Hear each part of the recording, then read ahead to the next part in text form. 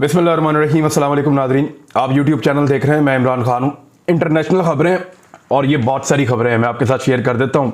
और क्योंकि हमने एक दिन पहले भी इंटरनेशनल न्यूज़ नहीं की थी, तो इसलिए वो सारी तफसीलात मैं आपके सामने रख देता हूँ। नूर मुकद्दम वाले केस में IG इस्लामाबाद जो हैं वो एहसन यूनुस हैं अब। और जब ये केस शुरू में ज़ेर तफ्तीश था, उस वक्त IG इस्लामाबाद कोई और साहब थे। तो जो मौजूदा IG हैं, उन्होंने जब खबरें सारी सुनी, और इवन कल मैंने भी इसके ऊपर एक वीलॉग किया था, आज दिन में चलता रहा। बहुत सारे अखबारात ने इसके ऊपर खबर दी थी कि जिस किस्म के सवाल जवाब हुए हैं, तो उस पर उन्होंने आज एक बड़ी आला सतही मीटिंग बुलाई थी।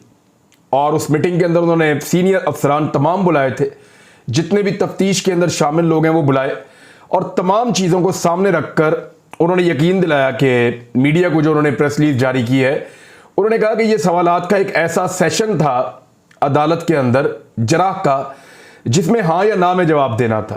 तो वो वकील ने सवालात ही इस तरह के किए कि तफ्तीशी के जवाबों से ये लगा कि जैसे कुछ है ही नहीं इस केस में। तो आज उन्होंने कहा कि नूर मुकद्दम के जो नाखून हैं, उसके अंदर जो खाल के नमूने मिले हैं, यानी वो नोच रही थी अपने आप को बचाने के लिए, तो वो जो नमूने हैं, ये एक बड़ा सबूत है। वो जाहिर जाफर के उससे DNA से मैच किए हैं, ये कंफर्म है कि उसके हैं। छुरी के ऊपर जो खून है वो नूर मुकद्दम का है। फिर उन्होंने इस तरह दीगर कुछ 7-8 शवाहिद आज शेयर किए मीडिया के साथ, जो कल की रिपोर्टिंग में नहीं थे। तो ये नया IG को मैं जानता हूं, एहसन यूनुस को, ये बहुत बेहतर पुलिस ऑफिसर हैं, और इसके अलावा आजकल ये कुछ खास काम कर रहे हैं इस्लामाबाद में। ये कुछ गैर कानूनी जो ऐसे अड्डे और ऐसी चीज़ें बनी हुई होती हैं जिससे लोग बहुत पैसा बनाते हैं, लेकिन वो इखलाकी तौर पे भी ठीक नहीं होती। ये उनके ऊपर छापे मार के उनको बंद कर रहे हैं, नंबर 1। नंबर 2, ये जो शीशा क्लब्स हैं, ये शीशे से बहुत जल्दी नौजवान बीमार हो जाते हैं, और उनको बीमार, मतलब कि ये बड़ा नुकसानदेह है शीशा, पूरी दुनिया इसको मानती है। तो शीशा क्लब जो इस्लामाबाद में गैर कानूनी जितने बने हुए हैं, उन सारों को भी बंद करवा रहे हैं ये IG इस्लामाबाद के।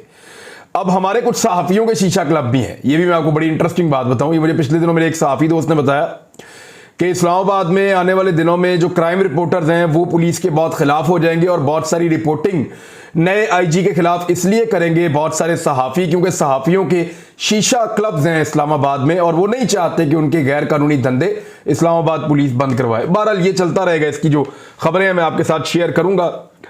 जो बाइडन ने एक सहाफ़ी को गाली निकाल दी है।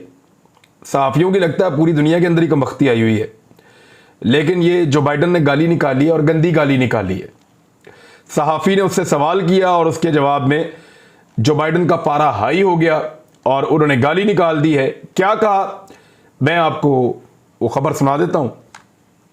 ये फॉक्स न्यूज़ का रिपोर्टर था, और उसने सवाल पूछा था। आलमी खबर रसां इदारे के मुताबिक अमरीकी सदर जो बाइडन सहाफ़ियों से गुफ्तगू कर रहे थे, और इख्तिताम पर उनसे सख्त नाकद चैनल जो फॉक्स न्यूज़ है, उसके सहाफ़ी ने महंगाई से मुताल्लिक एक सवाल पूछ लिया। सवाल यह था कि क्या महंगाई की जिम्मेदार हुकूमत नहीं है, यह सवाल पूछा था। कि जवाब में उन्होंने तंज़िया कहा कि नहीं, महंगाई एक असासा है। इसके बाद सब उठ के चले गए, और वो जो हॉट माइक था वो समझे जो बाइडन के माइक बंद हो गया है। ये पहले हो भी चुका है, माजी में भी नवाज शरीफ के साथ भी हो चुका है, और भी 2-4 पाकिस्तानी सियासतदान हैं उनके साथ हो चुका है। बहरहाल ये माइक उन्होंने सोचा कि बंद हो गया, लेकिन वो माइक चालू था, और इस दौरान जो बाइडन ये समझे कि माइक बंद है, और उन्होंने आहिस्ता से सहाफ़ी को अहमक भी कहा, और फिर उसको एक गंदी गाली भी दी। सन ऑफ, आप समझें अब क्या कहा था। तो ये जो बाइडन है जी, दुनिया का सबसे मुअम्मर और सबसे सीनियर सियासतदान, अमेरिकी तारीख का सबसे ज्यादा मुअम्मर सियासतदान। तो ये इस वक्त इस किस्म की फ्रस्ट्रेशन है हुक्मरानों में भी और पब्लिक में भी। और अमेरिका के अंदर महंगाई कितना ज्यादा भड़का रही है, कितनी ज्यादा सूरत हाल खराब कर रही है। चंद दिन पहले मैंने आपको बताया था कि जब इसी जो बाइडन से सवाल पूछा सहाफ़ियों ने कि जनाब अफगानिस्तान से इस तरह निकल के भाग जाना, ये बुज़दिली और इस तरह के जब ताने मिले, तो जो बाइडन ने उनको कहा हाथ खड़ा करो, तुम में से कौन है जो पूरे अफगानिस्तान को इकट्ठा रख सकता है। इन्हीं सहाफ़ियों के ऊपर उल्टा चैलेंज डाल दिया। उस दिन भी कुछ फ्रस्ट्रेट लगे थे, लेकिन यहां पे उन्होंने, और फिर ये क्लिप वायरल हो गया। मौके पे तो पता नहीं चला, लेकिन बाद में जब रिकॉर्डिंग सुनी गई प्रेस कॉन्फ्रेंस की और वीडियो क्लिप्स वायरल हुई, तो फिर भांडा फूट गया जो बाइडन का और अब उनके ठट्ठे उड़ाए जा रहे हैं। यहाँ पे जो फॉक्स न्यूज़ है उसने जो इसकी ट्विटर के ऊपर हेडलाइन लिखी है वो लिखा है कि पॉटी माउथ, और ये जो सवाल किया था फॉक्स न्यूज़ के पीटर डोसी ने, ये सवाल किया था पीटर डोसे, और उनके सवाल के जवाब में जो बाइडन ने जो है वो उनको अलकाबाद से नवाज दिया और उनकी वालदा को भी गाली निकाल दी सहाफ़ी की। बहरहाल ये तो है जी फ्रस्ट्रेशन। अब आ जाए एक और इंटरनेशनल खबर है और ये बहुत इंपॉर्टेंट खबर है।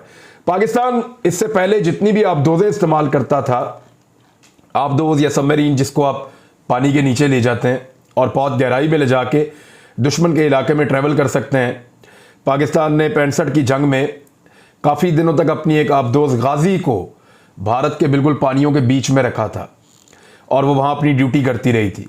तो 71 की जंग में भी हमारे पास आबदोज़ें थी। पाकिस्तान की पहली आबदोज़ गाजी थी, फिर बाद में फिर एक और गाजी। पाकिस्तान का ज़्यादा इन्हिसार आबदोज़ों के मामले में हमेशा से फ्रांस के ऊपर रहा है। फ्रांस के दिए हुए तैयारे हेलीकॉप्टर भी पाकिस्तान इस्तेमाल करता है और ये आबदोज़ें जो हैं इनका ताल्लुक फ्रांस से था, जो ज़्यादा बाद में पाकिस्तान ने इस्तेमाल किए, जो अभी भी पाकिस्तान के पास थी। और अब तो पाकिस्तान अपनी जो लड़ाका तैयारों की नई खेप है वो चाइना की तरफ शिफ्ट हो गया है, उन्हीं से लड़ाका तैयारे ले रहा है। अगर अमेरिका के और यूरोप के चक्कर में रहता तो शायद अभी तक पाकिस्तान के तैयारे फारग हो गए होते और एयरफोर्स को ताला लग जाता, खुदा न खास्ता। अगर हम उनके चक्कर में रहते तो 1-2 दहाइयों के बाद हम बिल्कुल ख़त्म थे। तो फिर चाइना के साथ मिलकर हमने अपने तैयारे बनाए, उनको अपग्रेड किया और बड़े ज़बरदस्त पाकिस्तान के पास JF-17 थंडर है। तो अब हम चीन के साथ हमने मुआहदा कर लिया है और चीन की तरफ शिफ्ट हो गए हैं और नई आबदोज़ें जो हम चीन से लेंगे उनको हंगूर का नाम दिया जाएगा और ये 1971 की जंग में हिस्सा लेने वाली आबदोज़ हंगूर को वर्षे में लेकर आगे की तरफ चलेगी। पाकिस्तान में सबमरीन का इन्हिसार सिर्फ फ्रांस की टेक्नोलॉजी पर था, अब पाक बहरिया चीन की टेक्नोलॉजी से मुस्तफ़ीद होगी। पाकिस्तान एयरफोर्स पहले ही मैंने आपको बताया वो बना रहे हैं और पाकिस्तानी बहरिया की सबमरीन फोर्स को 57 साल हो गए हैं। गालिबन 1964 में पहली मरतबा या 1964 में पहली मरतबा पाकिस्तान ने सबमरीन हासिल की थी। उस वक्त से लेकर अब तक पाकिस्तान सबमरीन से काम कर रहा है, या जिसको आप आबदोज़ कहते हैं। चाइना से जो पाकिस्तान लेना जा रहा है ये 8 युआन क्लास आबदोज़ें हैं जिनको पाकिस्तान अपने बेड़े में शामिल करने जा रहा है और ये चीनी साख्ता है। ये पाकिस्तान की उस ज़रूरत को पूरा करेंगी जो इस पूरे खित्ते में पाकिस्तान को जो ताकत दरकार है उसको पूरा करेंगी। तो ये पाकिस्तान का एक और शिफ्ट है। अब एक और चीज़ है, इसके ऊपर ज़रा आप गौर कीजिए। मैंने आपको बताया था कि यूक्रेन के हालात के ऊपर हम नज़र रखेंगे क्योंकि रशिया वहाँ पे बहुत बड़ी जंग मुसल्लत कर चुका है और रूस ये चाहता है कि मशरकी यूरोप से, यानी वो ममालिक जहाँ पे रूस की सरहदें लगती हैं यूरोप के, वहाँ से नेटो की फ़ौजें और यूरोपियन इन्फ्लुएंस हमेशा के लिए ख़त्म हो जाए। जैसा कि अमेरिका ये चाहता है कि अमेरिका के आसपास के ममालिक में रूस का और चीन का किसी किस्म का कोई इन्फ्लुएंस नहीं होना चाहिए। इसी तरह रूस भी एक बड़े मुल्क के तौर पे ये चाहता है कि उसके आसपास के मुल्कों में अमेरिका और मगरब का इन्फ्लुएंस नहीं होना चाहिए। इसके लिए वो यूक्रेन के अंदर, क्योंकि इस वक्त उनकी बात नहीं मानी जा रही, वो बहुत बड़ी तादाद में अपने फौजियों को क्रीमिया और यूक्रेन की सरहदों तक ले आए और वहाँ पे ला के वो उनके साथ मशकें कर रहे हैं। ऐसे में जो बरतानवी वज़ीर आज़म हैं उन्होंने एक धमकी दी है और बरतानवी मीडिया के मुताबिक हाउस ऑफ कॉमन्स में बोरिस जॉनसन ने खिताब करते हुए कहा कि बरतानिया रूस पर अपनी पाबंदियों को मज़ीद सख्त करने में बिल्कुल भी हिचकिचाहट का शिकार नहीं होगा। रूस यूक्रेन तनाज़े में अगर ख़तरनाक रुख इख्तियार कर लेता है तो उसके नताइज भयानक होंगे। यूक्रेन पर अगर हमला हुआ तो रूस के कितने ही बेटे अपनी माओं के पास वापस नहीं जा पाएंगे। यूक्रेन पर हमला करने वाले रूसी फौजी घरों को नहीं लौट पाएंगे। ये बात, और ये बहुत बड़ी धमकी है जो दे रहे हैं बोरिस जॉनसन। उन्होंने ये भी कहा कि हमने उम्मीद की थी कि रूस अपनी फौजी ताकत को बढ़ाने में कमी लाएगा। रूस ने 1 लाख सिपाहियों की सफबंदी कर दी है और ये एग्जैक्टली यही हुआ है। इस वक्त तक 1 लाख रूसी फौजी इस खित्ते के अंदर उन्होंने जमा कर दिए हैं लड़ाई के लिए, जबकि दूसरी फोर्सेस क्या कर रही है वो मैं आपको भी बताता हूं। और जो यूक्रेन के खिलाफ रूस की अब तक की सबसे बड़ी तादाद है। अगर रूसी ताकत यूक्रेन के शहरों और कस्बों को मिटा देती है तो इसके बाद की तबाही का सोचकर दिल कांप जाता है। अमेरिका और बरतानिया ने अपने सफारतकारों को और उनके अहले खाना को, जो सफारतकार हैं उनको ये हुक्मनामा जारी किया है अमेरिका ने और बरतानिया ने कि अपने अहले खाना को फौरी तौर पर यूक्रेन से निकाल दें। यानी इसका मतलब आप समझते हैं, जब भी किसी मुल्क के ऊपर बड़ी जंग मुसल्लत होने वाली होती है या किसी खित्ते में लड़ाई लगने वाली होती है और जंग के बादल गहरे हो जाते हैं तो फिर सबसे पहले वहां से अपने कीमती लोगों को निकाला जाता है। अपने शहरियों के लिए पहले ही एडवाइस जारी कर चुके हैं और अब ये कह रहे हैं कि जो सफारती अमला वहां पे मौजूद है यूक्रेन में, चाहे वो अमेरिका है चाहे वो बरतानिया है, उन दोनों मुल्कों ने ये कहा है कि तमाम सफारतकारों के तमाम अहले खाना से मुल्क छोड़कर वतन वापस लौट आने का हुक्म जारी कर दिया है। अमरीकी महकमा खारजा ने रूसी फौजी कार्रवाई के बढ़ते हुए खतरात के सबब सफर से भी बाज रहने को कहा है कि यूक्रेन की जानिब कोई ना जाए। सफर से मुतालिक अपनी वेबसाइट पर शाया होने वाली एडवाइजरी में महकमा खारजा ने कहा कि इसे ऐसी इतलात हैं कि रूस यूक्रेन के खिलाफ अहम फौजी कार्रवाई की मनसूबाबंदी कर रहा है। एक तो लोग जो हैं वहां पे हमारे इजाफी वो वापस आ जाएं और दीगर मुलाजमीन भी वहां से रजाकाराना तौर पर रवानगी की उनको इजाज़त दे दी जाए।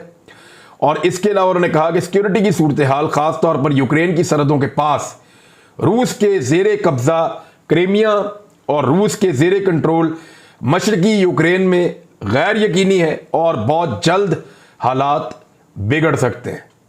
ये अमेरिका ने एडवाइजरी जारी की है। यूक्रेन कशीदगी हजारों अमरीकी और नेटो फौजी हाई अलर्ट पर रख दिए गए हैं। मगरबी दिफाई इत्तेहाद नेटो ने कहा है कि रूस के साथ कशीदगी के माहौल में वो मशरकी यूरोप के लिए इजाफी जंगी तैयारे और बहरी जहाज भेज रहा है।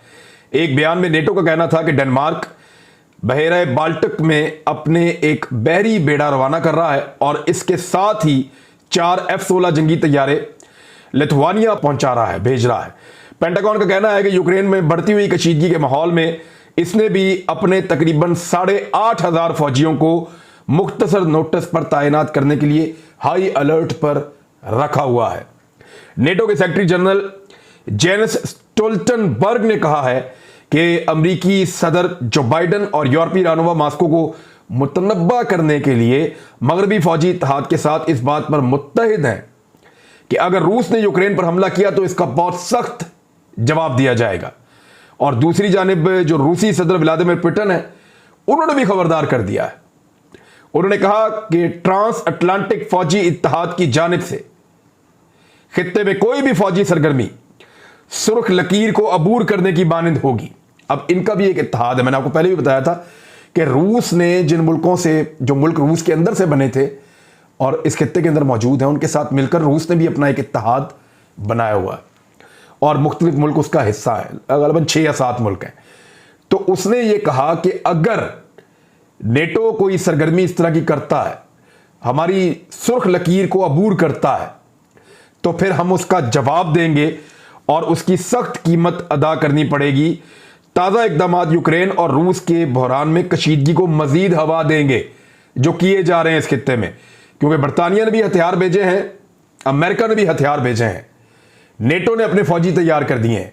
पेंटागन ने 8,500 फौजियों को तैयारी का हुक्म दे दिया है। यूक्रेन के फौजी पहले उन्होंने तैयार किए हैं, जबकि दूसरी तरफ रूस का 1 लाख फौजियों का एक बहुत बड़ा हुजूम जो है वो इन सरहदों पे जमा हो चुका है।